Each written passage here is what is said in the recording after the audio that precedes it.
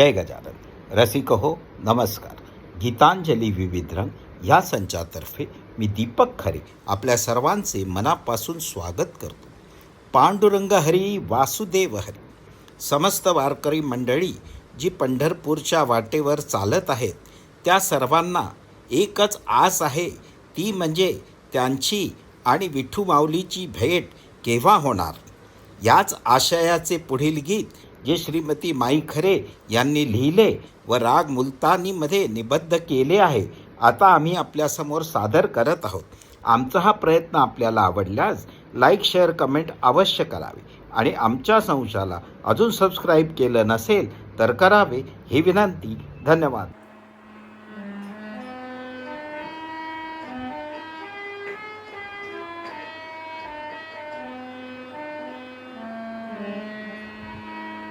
विठ्ठला